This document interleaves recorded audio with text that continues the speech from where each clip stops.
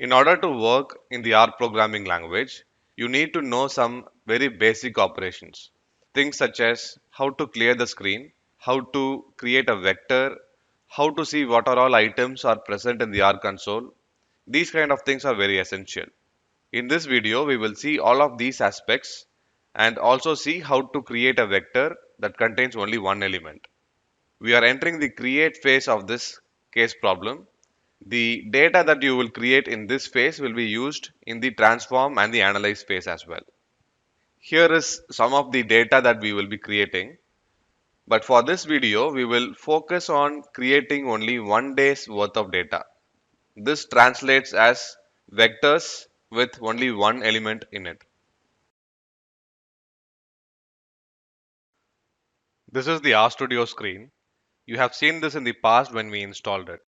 We have the editor on the top left, the console on the bottom left, the environment and the help tab on the right. I will be rarely using these two, so I am going to hide it out by placing the cursor on this pane and drag it out. Now, when you start your RStudio, it may not look like this. The reason is I went to the Tools, Global Options, Appearance, and select the pastel on dark theme to make it look like this. But there are other themes also. Check out those and whichever you like, select it and hit OK. Now I want to create a variable called month and place in it the string sep_2019. To do that, I am using a special arrow operator that is directed towards month. Now to run any R code, what you have to do is place the cursor on that line or select the entire line and hit the control plus the return key if you are on a Windows machine, or if you are on a MacBook, hit the command plus the return key. Now month is created. An alternate way to do the same thing is using the equal to sign.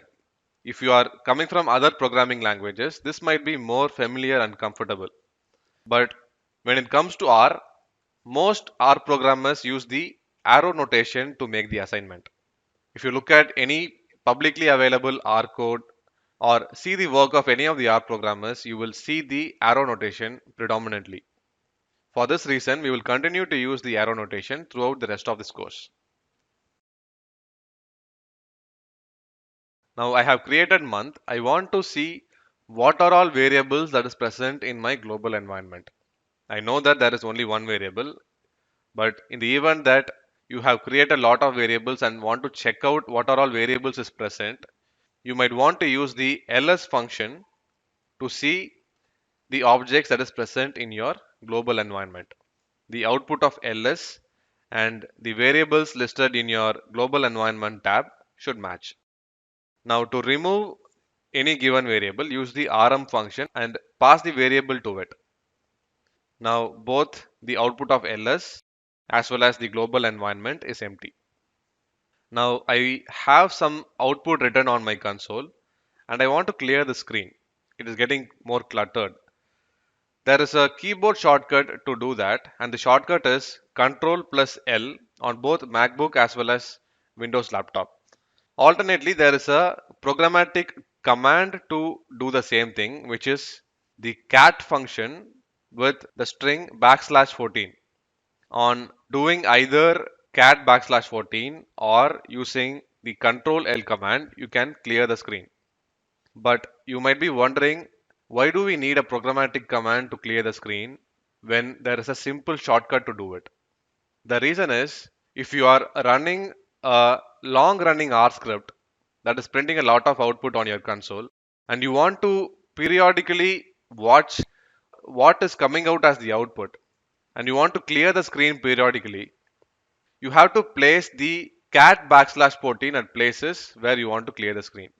You cannot actually stop the code manually while it is running and clear the screen at that point in time. So for that reason, you will need cat \14. Now the arrow operator works in the opposite direction also. In this line, notice the month is placed on the right hand side, but the arrow is still directed towards month. This tells R that you have to place sep_2019 string on month On running this, month gets the right value. Now month is created. I want to check what sort of an object it is. You can do that using the class function. Using class, it will tell you what type of data structure that particular object is. In this case, it is returning as character, even though this is actually a character vector. This is R's way of returning the output because there are other types of vectors in real practice. Other types including integer vector, numeric vector, Boolean vector, that is logical vector. All these are also available. Now, how to find the number of items present in any given vector? Since month contains only one object, and we know that, this may not be very useful at this point, but if you have a vector that contains a lot of items in it and you do not know how many items are present in that vector, use the length function. Now I want to create a variable called day of month and place in it the value 1.0. Now if I print the value of day of month, it returns just 1, even though I asked it explicitly to store 1.0 inside it. This is just an R's way of showing the output. Now you can know that this is actually a float and not an integer by checking the class of this object. Even though I have placed a space here and the command still works, this is not a normal way of writing a function or implementing a function. So remove all the spaces right after the function, even though it might make it look good. This is not a commonly followed practice. Now, the output of this class returns numeric, even though on printing day of month, it is not printing the decimal part. If you explicitly want to store it as an integer, what you need to do is place an additional L beside the 1. If you create your day of month in this manner and check the class, you can see that it is an integer.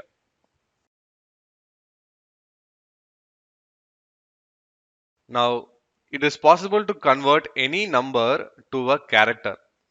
What I mean by that is it is possible to convert a number, say 1000, to a character 1000 by just adding a pair of quotes around the 1000. While it may not be possible to convert any character to a number. For example, if you want to convert the string apple to a number apple, there is no equivalent to it. So, to enable this conversion of a number to a character, there is a function called as.character. On running this, you can see a pair of double quotes placed around 1, showing that this is stored as a character. To confirm it, check the class and it should return character.